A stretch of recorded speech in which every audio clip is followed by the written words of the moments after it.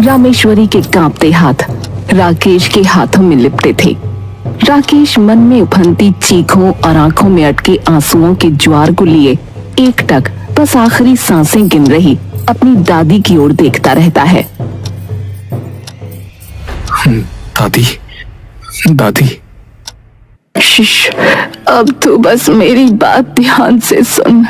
राकेश की आंखों से आंसू छलक आए। आज से गांव की बहुत ज्यादा दुर्दशा होने वाली है। मतलब दादी, क्या होने वाला है? रौद्र महामारी। मतलब? गांव पे संकट के बादल आने वाले हैं। पूरे गांव में घातक महामारी फैलने वाली है। पर कैसे? सारे ग्रहों का अब संयोग बदलने वाला है। जब शनि अपनी दृष्टि डालेगा और राहु सूर्य को निगल लेगा, तब वो प्रलय बीज फूटेगा और उस बीज के खतरनाक कण हर झील, हर नदी, खेत, हर फसल में फैल जाएंगे। मुझे दिखा था मुझे वो बीज फूट चुका है। ज्वार बहुत जल्द आने वाला है। सब जम जाएंगे।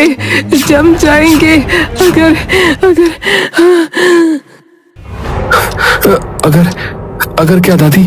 अगर क्या दादी? बोलो ना। रामेश्वरी तभी धीरे से राकेश को अपनी ओर खींचती है। सुन मेरी बात ध्यान से। मैं तुझे वो बात बताने जा रही हूँ जो कभी मेरी परदादी ने मुझे बताई थी और उनकी दादी ने उन्हें। हमारे अलावा ये बात किसी को नहीं पता, क्योंकि अगर ये बात किसी गलत कानों में पड़ी तो सर्वनाश फैल जाएगा चारों ओर। तो किसी को मत बताना। कौन सी बात दादी? कौन सी बात? सुन मेरी बात ध्यान से। ना तू कुछ खाना ना पीना, सीधा जा कालवन। कालवन?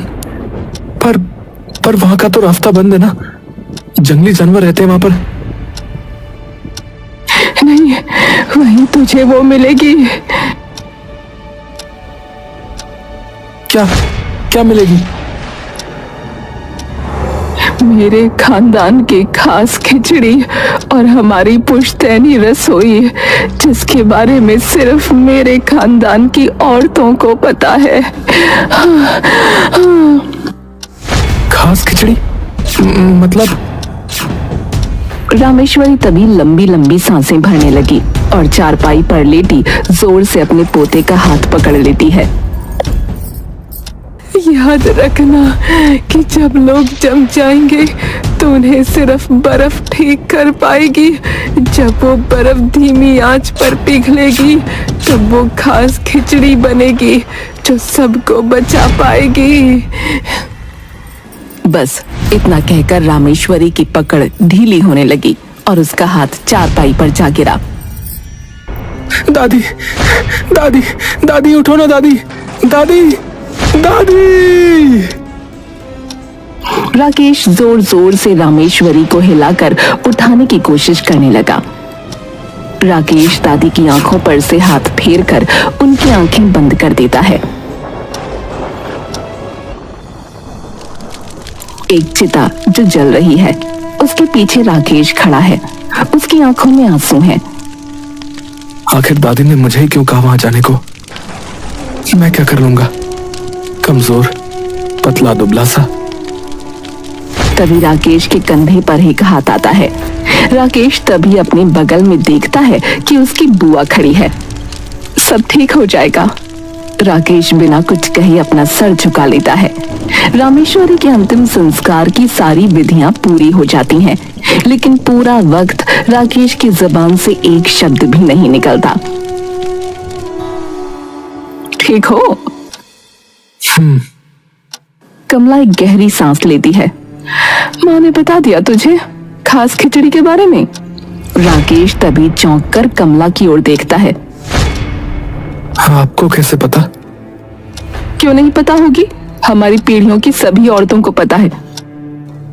तो मतलब मम्मी को भी नहीं पता? उन्हें क्यों पता होगी भला? सिर्फ हमारे कुल की औरतें हैं, उन्हें पता है। तो फिर मुझे क्यों बताई? खुद को देखा है?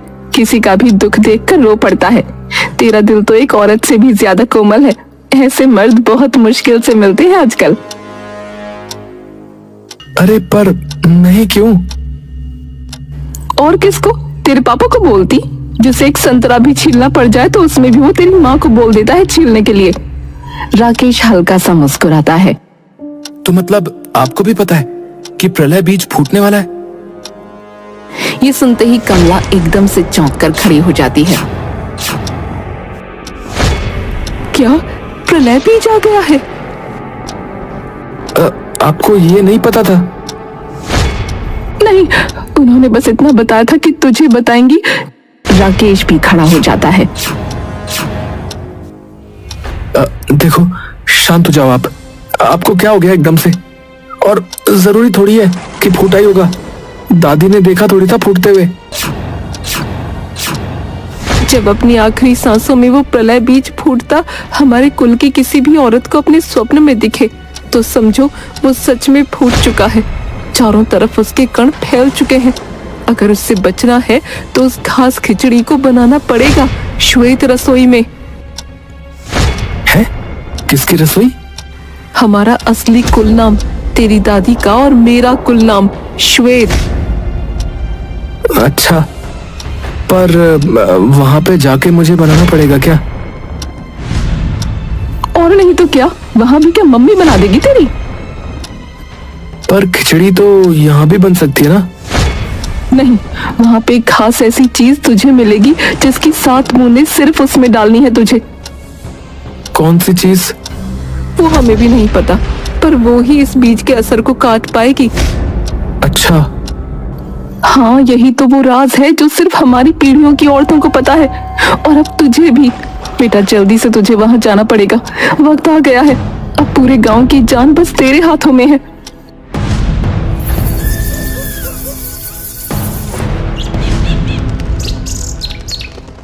राकेश अपने बेड पर लेटा ऊपर की तरफ देख रहा है। पर मैं ही क्यों? और गांव में तो सब शांत ही दिख रहा है। तभी राकेश के कानों में जोर जोर से चीखने चिल्लाने की आवाजें पड़ती हैं। राकेश एक झटके में उठकर बाहर की ओर जाने लगता है। अरे भागो भैया!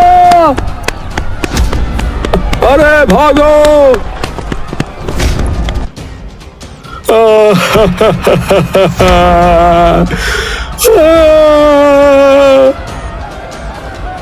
अरे भैया, क्या हो गया? पूरा गांव मानो आंसुओं में डूब जाता है। राकेश का दिमाग अपने आसपास गूंज रही चीखों से इतना सुन्न पड़ जाता है कि उसकी सारी सोचने समझने की क्षमता खत्म होती जाती है। तभी राकेश को दिखता है कि एक औरत दौड़ती हुई कहीं जा रही है। तभी राकेश उसके पास दौड़ता हुआ जाता है और उसके सामने आकर खड़ा हो जाता है।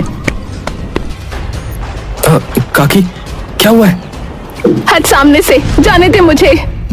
अरे पर हुआ क्या है? मेरे छोरे को कुछ हो गया है, हट जा।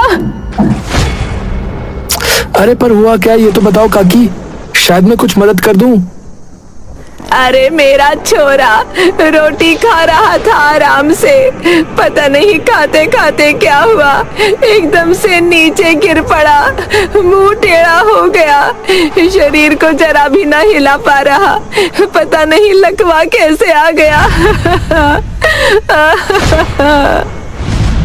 काकी तभी उसे धकेल कर अपने सामने से हटा देती है और दौड़ती हुई वहां से चली जाती है। ये सुनते ही राकेश एकदम दंग रह जाता है। राकेश के दिमाग में बस अपनी दादी के कहे वो आखिरी लफ्ज गूंज रहे थे। सारे ग्रहों का अब संयोग बदलने वाला है। जब शनि अपनी दृष्टि डालेगा और राहु सूर्य को निगल लेगा, तब वो प्रलय बीज फूटेगा और उस बीज के खतरनाक कण हर झील, हर नदी, खेत, हर फसल में फैल जाएंगे। मुझे दिखा था मुझे। वो बीज फूट चुका है। ज्वार बहुत जल्द आने वाला है। सब जम जाएंगे।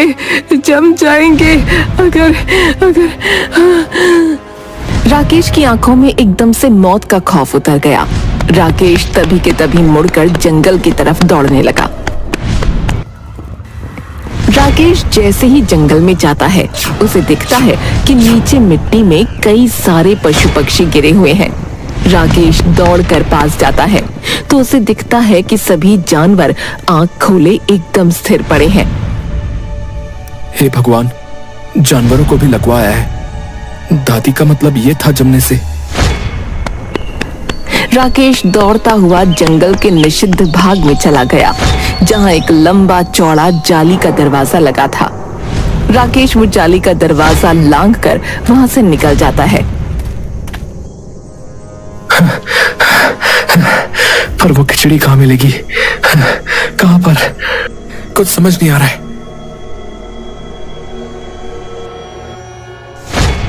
राकेश दौड़ता हुआ आगे बढ़ ही रहा होता है कि तभी उसके सामने एक नदी आ जाती है, जिसका पानी खूब तेजी से बह रहा था।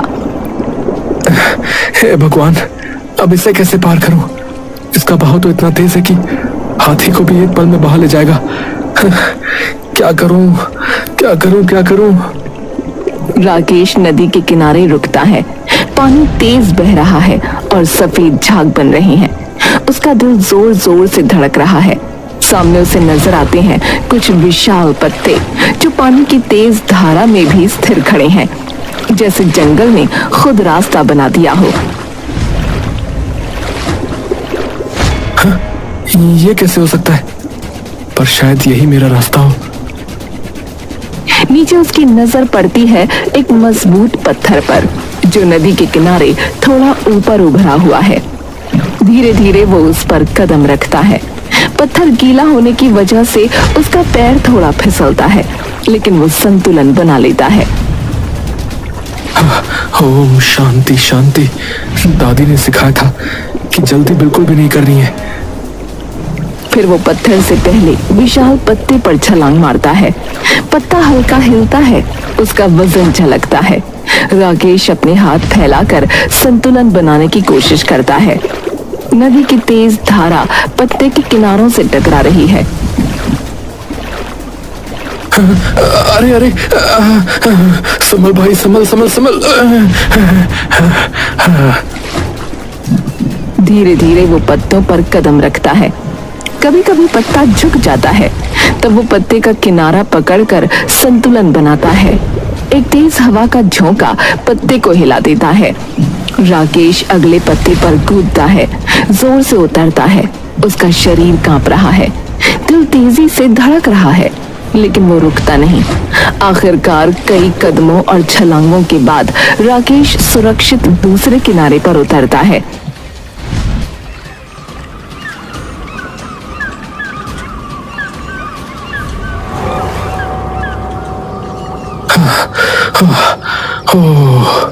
हाय राम, बाल बचे। जय हो प्रभु, बाल बचे।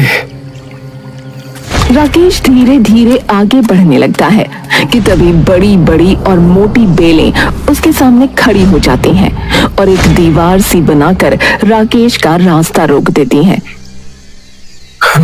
अब ये क्या हुआ? रास्ता तो इन बेलों ने बंद कर दिया है, वो भी पूरा का पूरा। तभी अचानक राकेश की नजरों के सामने का मंजर धुंधला पड़ने लगता है। अरे ये क्या हो रहा है? राकेश अपनी आंखें मसलकर इधर उधर देखने लगता है। धुंध कहां से आ गई? हे भगवान, अगर थोड़ी भी देर हो गई तो पता नहीं तब तक सबको क्या हो जाए। रास्ता दिखाओ प्रभु।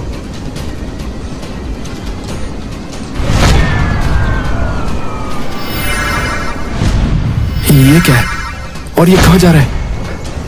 राकेश उस बर्फ के टुकड़े का पीछा करने लगता है और थोड़ी ही दूर पहुंचकर देखता है कि बेलों के बीच में एक पतली सी जगह बनी हुई है। इसमें से तो मेरे जैसा पतला दुबला आदमी आराम से निकल सकता है। राकेश उस पतली सी जगह में आराम से निकल जाता है। मैं तो यूं ही अपने दुबलेपन को कोसता था। हाँ। राकेश को एक बार फिर से वो बर्फ का टुकड़ा उड़ता दिखता है। राकेश तुरंत उसके पीछे चलना शुरू कर देता है। देखते ही देखते उसके कदम तेजी से आगे बढ़ने लगते हैं, लेकिन तभी किसी चीज से टकराकर वो धड़ाम से नीचे गिरता है।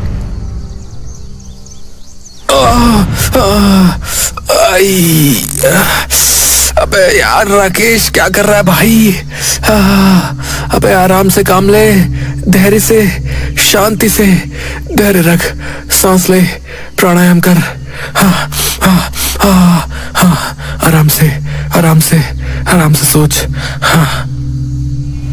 राकेश धीरे धीरे अपने कदम आगे बढ़ाता है और थोड़ी ही देर बाद उसे भारी धुंध में चमकती हुई रोशनी दिखाई देती है। राकेश जैसे उस रोशनी का पीछा करता जाता है, धुंध वैसे वैसे छंटती जाती है। धीरे धीरे धुंध छंटती है। राकेश आगे बढ़ता है और अचानक उसे सामने एक पुराना गांव दिखता है। चारों ओर टूटी झोपड़ियां, सूखे कुएं की परछाई और चुप्पी का भयानक सन्नाटा फैला हुआ था। हवा में अजीब सी ठंडक है, जैसे समय यहाँ रुक गया हो। अरे ये कौन सी जगह है? यहाँ तो कोई नहीं दिख रहा। वो इधर उधर नजर दौड़ाता है। अचानक उसे एक टूटी झोपड़ी पर लिखा दिखता है, शीतल गांव। शीतल? यही तो दादी का कुल नाम है। वो गांव के भीतर और आगे बढ़ता है, तभी उसे दिखता है कि सामने एक बहुत ही विशाल काय पेड़ है, जिस पर पत्तों की जगह बर्फ के टुकड़े लटके हैं, जिसके अंदर पत्ते हैं। राकेश थोड़ी दूर चलकर देखता है कि वहीं पास जमीन पर एक हिरन गिरा हुआ है, जिसके शरीर पर चोट लगी है और वो दर्द से करहा रहा है। हे भगवान, इसका तो खून बह रहा है। ओहो। राकेश दौड़ते हुए उस हिरन की तरफ जाता है, लेकिन तभी उसे दिखता है एक हवा में उड़ता हुआ बर्फ का टुकड़ा आकर उसके घाव पर गिर जाता है और पिघलने लगता है। जैसे ही उसमें जमे पत्ते का स्पर्श उस हिरन के शरीर से होता है, उसके घाव अपने आप भर जाते हैं। धीरे धीरे वो हिरन वापस अपने पैर पर खड़ा होने लगता है और दौड़ता हुआ वहां से चला जाता है। दादी ने कहा था, जब लोग जम जाएंगे तो उन्हें सिर्फ बर्फ ठीक कर पाएगी।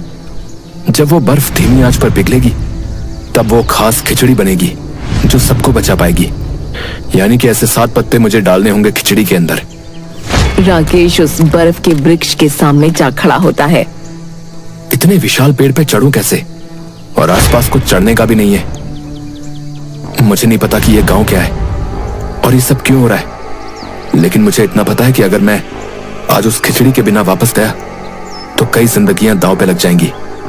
और खोने का दुख मैं जानता हूं। परसों ही मैंने अपनी दादी को खोया है।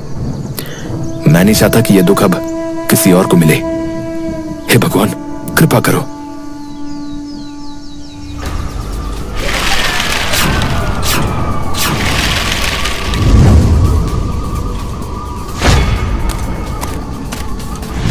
यही है पुश्तैनी रसोई। राकेश तुरंत सारी सामग्री इकट्ठा कर चूल्हे पर खिचड़ी चढ़ा देता है और आखिरी में वो 7 बर्फ के टुकड़े उसमें डाल देता है और देखते ही देखते बर्फ के टुकड़े पिघल जाते हैं और उसके अंदर के पत्ते उस खिचड़ी में घुल जाते हैं। बन गई।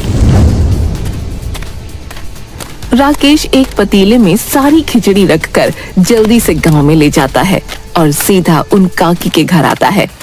काकी अपने बेटे के बगल में बैठी थी और सिर पर पट्टी कर रही थी। काकी, लो बस 1 चम्मच ये खिचड़ी खिला दो और ये एकदम ठीक हो जाएगा। पर कैसे? अरे खिलाओ ना, मैं कह रहा हूँ ना, ये एकदम से ठीक हो जाएगा, देखना। काकी उस खिचड़ी को अपने बेटे को खिला देती है और देखते ही देखते उसका शरीर हिलने लगता है। अरे अरे, ये तो कमाल कर दिया बेटा तूने। मैं तो तेरे पाँव पड़ूं। अरे अरे, इसकी जरूरत नहीं है काकी। आप बस एक पतीले में ये खिचड़ी ले जाओ और जिनको भी जरूरत है उनको दे दो। अगर मैं अकेला गया तो वक्त लग जाएगा। ठीक है बेटा। थोड़ी ही देर में राकेश उस प्रलय बीज को ढूंढकर उस पर उस जादुई खिचड़ी को डाल देता है और कुछ ही देर में वो बीज पूरी तरह से नष्ट हो जाता है। और अगला दिन चढ़ते चढ़ते सभी इंसानों और पशु पक्षियों के अंदर से उस प्रलय बीज का असर खत्म हो जाता है। कमला और राकेश बैठे बात कर रहे हैं। कमाल कर दिया। वैसे पत्ते तो यूं भी खिला सकते थे, तो खिचड़ी में मिलाकर क्यों? क्योंकि सिर्फ वो पत्ते जवाब नहीं था, वो पत्ते जब खिचड़ी में जाके मिले तब वो दवा बनी। ओह अच्छा अच्छा। जी हाँ बेटा जी। दादी, आज इस गांव को मैंने नहीं, आपने बचाया है। अगर मेरे साथ आपकी सीख नहीं होती तो अब तक तो ये पूरा का पूरा गांव खत्म ही हो चुका होता। धन्यवाद दादी, आपका बहुत बहुत धन्यवाद।